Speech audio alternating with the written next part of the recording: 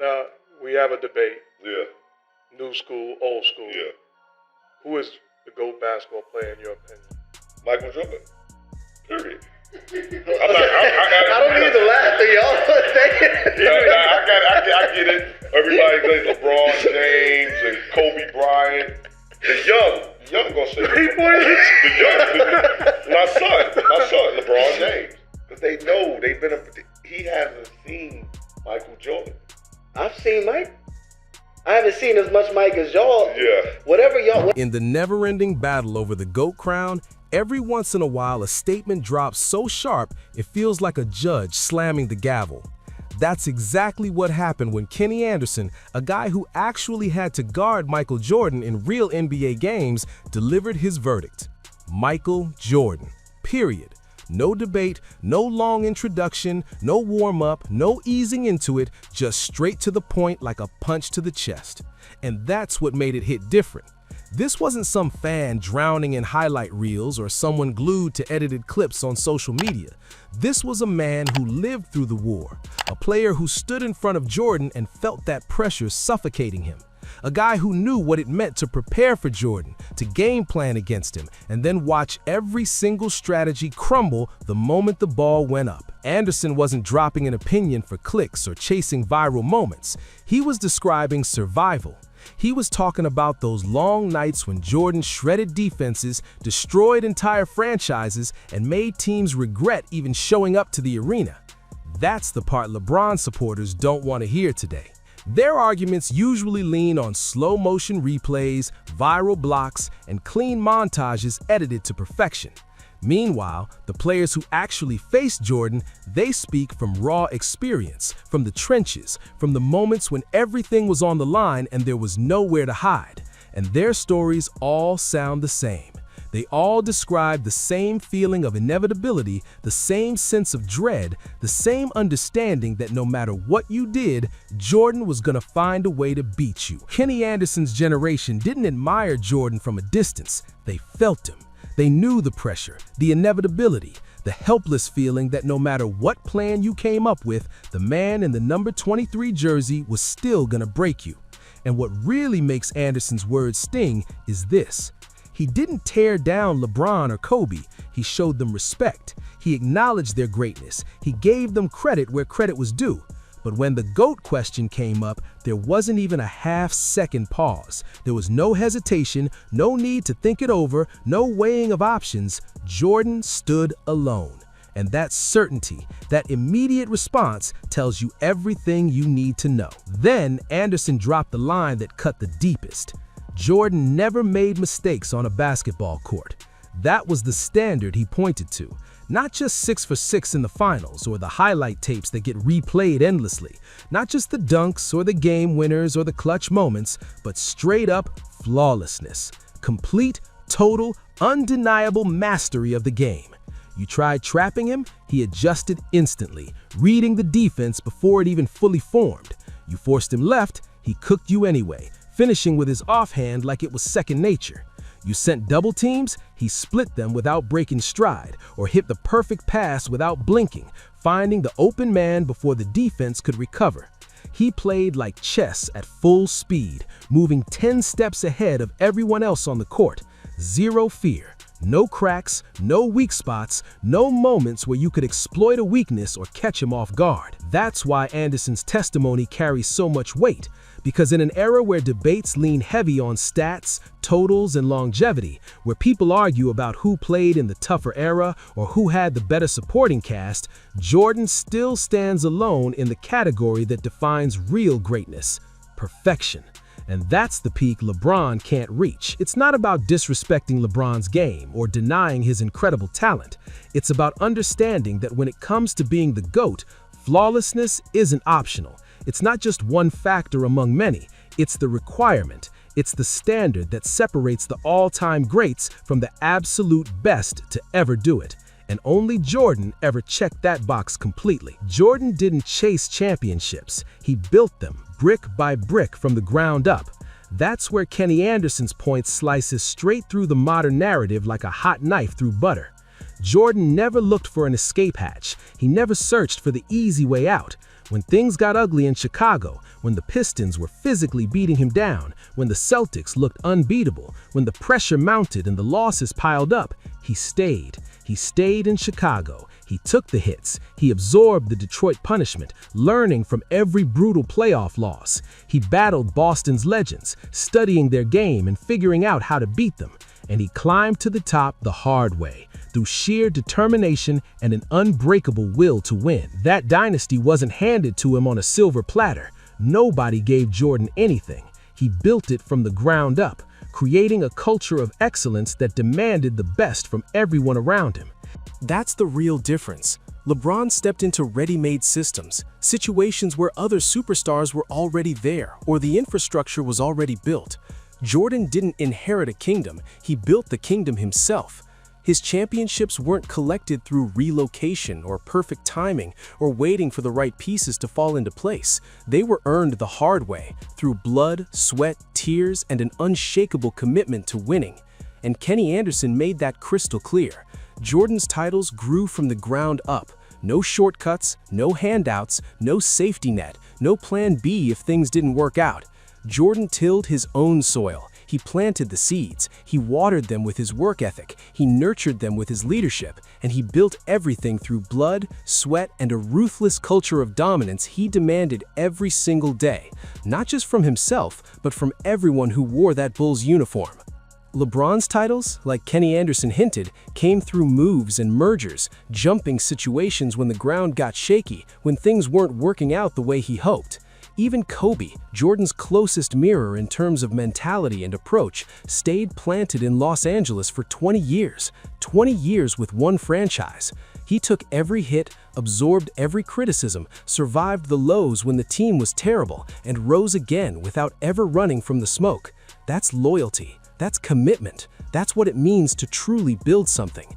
And in the story of greatness, loyalty is the line that separates a king from a mercenary. Jordan ruled like a monarch who dared the world to try him. He took his crown by force, held onto it through sheer dominance, and never stepped off the throne. He made everyone come to him. He made everyone adjust to his level. LeBron, on the other hand, often feels like a hired gun, shifting landscapes to find better odds, looking for the situation that gives him the best chance to win rather than creating that situation himself. That's exactly why Anderson's words cut so deep.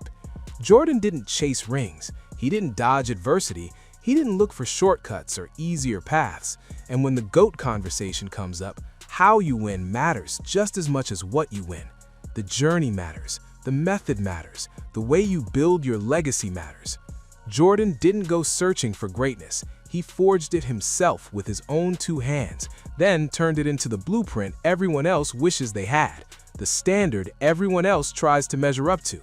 6 trips, 6 rings, 6 finals MVPs. No asterisks, no excuses, no what-ifs or maybes. Just a solid, unbreakable wall of dominance. Jordan didn't stack trophies just to have a collection. He built separation. He created a gap between himself and everyone else that nobody has been able to close. Kenny Anderson didn't sugarcoat it when he said it straight. 6 for 6, never lost. That truth wrecks the debate before it even starts, because while LeBron's defenders yell about tougher eras and deeper competition, while they argue about super teams and different rules, the finals don't care about context. The finals don't care about your excuses or your explanations. The finals define legacy, period. And in that fire, in that ultimate test, Jordan was flawless, perfect, unstoppable. LeBron stands at 4 wins and 6 losses. 4 championships are nothing to sneeze at. They're incredible. But 6 losses in the finals? That's a different story. And even 2 of those wins needed saving, needed someone else to make the play that mattered most. In 2013 against the Spurs, he turned the ball over twice in the final minute of Game 6. If Ray Allen doesn't hit that miracle corner 3, one of the most clutch shots in NBA history, Miami's done. No Ray, and that record flips ugly fast. LeBron goes home with 1 fewer ring and the narrative changes completely. Then in 2016 against the 73-9 Warriors, even with big moments, even with the block and the performances, the title was sealed by Kyrie Irving's dagger over Steph Curry in the final minute of Game 7. Kyrie made the shot that won the championship. That's the gap. Jordan closed every door himself. He was always the one taking the final shot, making the final play, putting the nail in the coffin. LeBron needed someone else to hold it open, to make the play that sealed the deal. Without Kyrie, without Ray, the story looks very different. That's not hate. That's not disrespect. That's history. That's what actually happened. Jordan never needed a rescue plan because he was the rescue plan. He played the Ray Allen role, the Kyrie Irving role, and the ultimate closer all rolled into one. Always the finisher, always the one you feared in the final seconds, always the one who wanted the ball when the game was on the line. And LeBron's history isn't just losses. It includes straight-up breakdowns, moments when the pressure got to him. 2011 against Dallas, when the chosen one faded into the background, when he disappeared in the fourth quarters and let his team down when they needed him most. 2014, when San Antonio tore Miami apart with beautiful basketball, exposing every weakness. 2018, when he passed up the decisive shot in Game 1, then unraveled in overtime, letting the moment slip away. Jordan never cracked in those moments, never wavered, never hesitated. His finals runs weren't about luck or fortunate bounces or needing someone else to bail him out. They were controlled, ruthless showcases of dominance, performances where he imposed his will on the game and the opposition had no answer.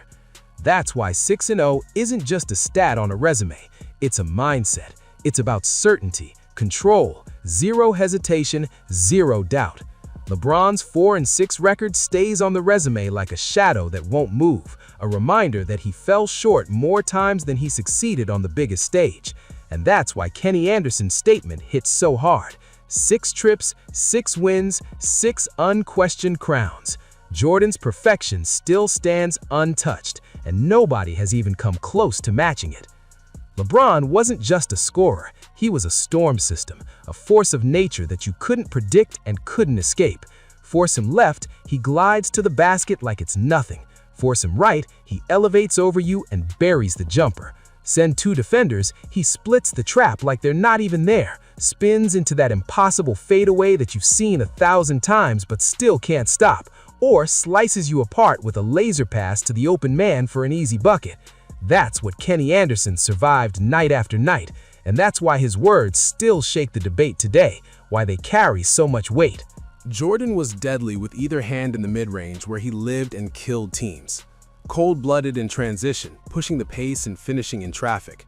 Relentless from tip-off to buzzer, never taking a play off, never giving you a moment to breathe. And in the post, it was pure precision. No wasted movement, no mercy. Just efficient, beautiful, unstoppable basketball. You couldn't trap him without paying for it somewhere else. You couldn't trick him with disguised defenses or fake schemes. You couldn't scheme him out of a game. No matter how smart your coach was or how well prepared your team was, his completeness smothered entire defenses, left them helpless and frustrated. Scouting reports got erased like chalk dust the moment he stepped on the floor. And that old claim that Jordan didn't pass, that was never truth. That was just a lazy narrative pushed by people who didn't actually watch him play or understand the game. The reality was simple. He didn't pass because he didn't have to. When you're that good, when you're that unstoppable, when you can score whenever you want, however you want, why would you give up the ball? He could command, control, and create whenever he wanted, the walking definition of flawlessness on a basketball court. And when the moment demanded it, when winning required him to trust a teammate, Jordan always made the championship play. In 1991, he kept finding John Paxson, dagger after dagger, trusting him to knock down open shots to put the Lakers away. In 1993, he collapsed Phoenix's defense, drew all the attention, and trusted B.J. Armstrong to punish them from the perimeter. In 1997, he literally told Steve Kerr to be ready, that he'd get the ball if the defense collapsed, and Kerr drilled the game winner that sealed another championship. That's not luck, that's foresight. That's basketball IQ at the highest level.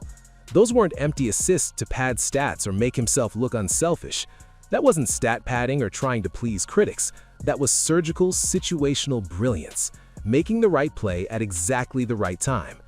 Jordan didn't pass to look unselfish or to get praise from analysts. He passed to win, and that's all that mattered.